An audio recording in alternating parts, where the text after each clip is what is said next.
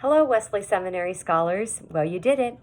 You completed week 1. Well done. It was such a joy to meet each one of you through your video introductions. I would encourage each of you to meet your classmates by viewing these introductions. They can be found under discussions and class introductions.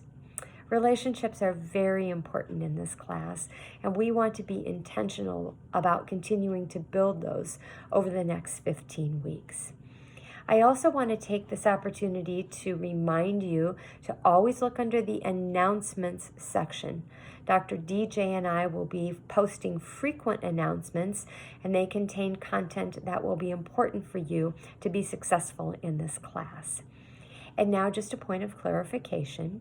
Yes, you do have 2 professors for this class. You have Dr. DJ Freemeyer, who is your foundations professor. You could think of him as guiding you through all things biblical related to the class. And then you have me, Dr. CJ Connie Erpelding, and I'm your praxis professor. And you can think of me as guiding you through all things practical, the tools related to leadership during this course. I know it can be confusing, so we will do our very best to make sure that we're clear as to who needs to be communicated with, and we coordinate behind the scenes quite well. In looking at week 1, let's recap just briefly, and then we're going to look ahead at week 2 and anticipate what we're going to learn together. This past week, you reflected on how God exercises power as a leader. You began to know the challenges of having this power. Then we talked a little bit about what is leadership. You were able to see the qualities of effective leaders. And then finally, you got to examine how God has wired you and hear from those that you lead through the 360 survey. I'd like to just encourage you in 3 areas related to what we did last week. First of all, please continue to explore your strengths. I know many of you mentioned strengths finders, Enneagrams, Myers-Briggs. Continue to learn how God has uniquely wired you by taking these tests. Continue to invite others to give you feedback because it will inform your next growth step.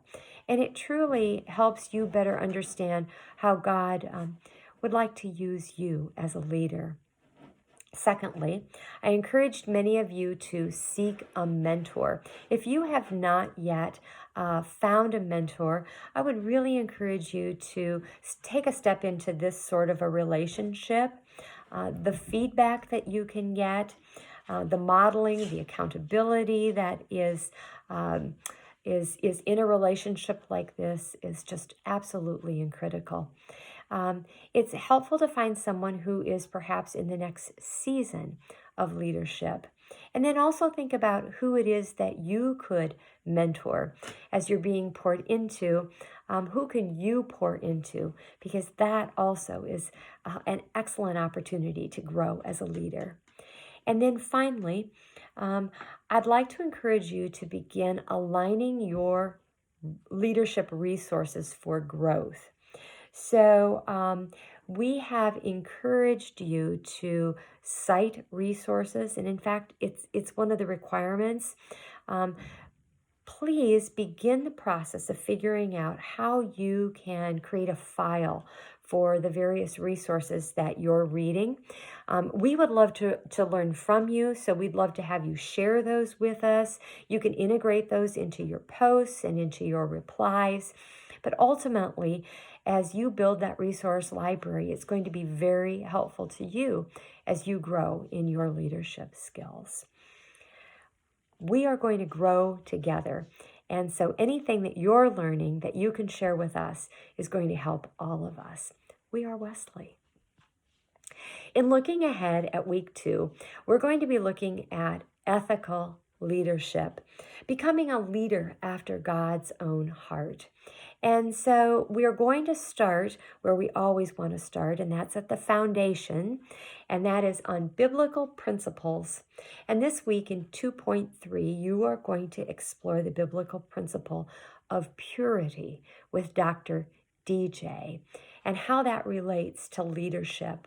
I'd love to encourage you to look at that particular discussion post first, even before you step into the whole what is ethics and what that might look like in your context. Because again, I think it gives us a very firm biblical foundation as we begin to look at the other aspects of ethics.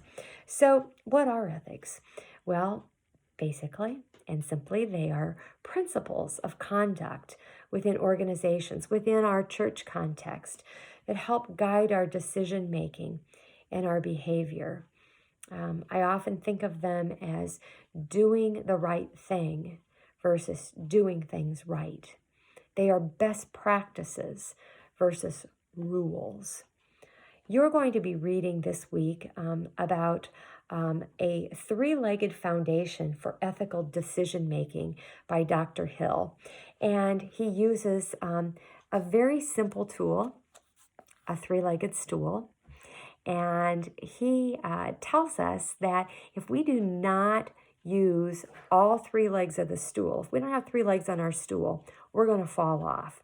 And so when we are making ethical decisions, when we are considering about how can we do the right thing, we need to consider these three legs.